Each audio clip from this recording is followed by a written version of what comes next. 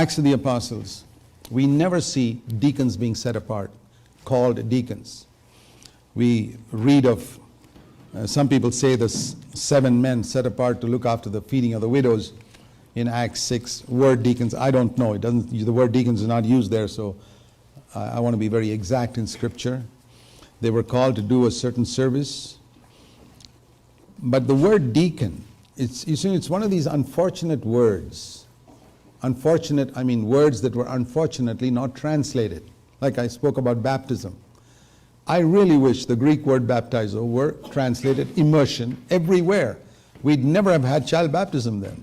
Many problems would have been solved if those translators had just translated the word instead of transliterating the word, which means importing that word into the English language, which nobody knew its meaning.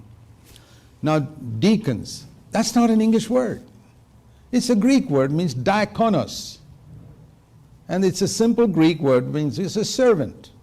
Why didn't they translate it as servant? Oh, that's not so dignified. Supposing somebody said, I'm a servant in a church.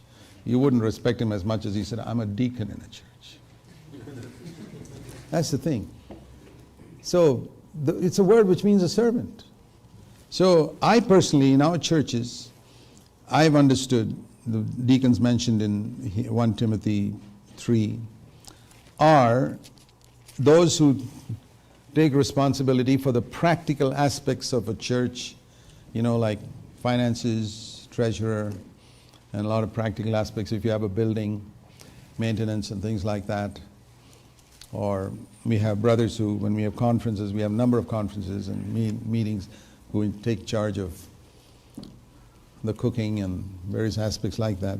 The practical aspects of the ministry, whereas the elders are the ones who are responsible for the spiritual aspects of the ministry. And the elders is very clearly spoken, set apart elders. You read in Acts 14, the apostles prayed and fasted, set apart elders. You read Paul writing to Titus, set apart elders in Crete, where I left you for that purpose. But I never see the word deacons being used as being set apart, but they were appointed. So that's how we appoint servants. We call them treasurer or a secretary or something. We have different names, but they are servants in the church who look after the practical aspect of the church.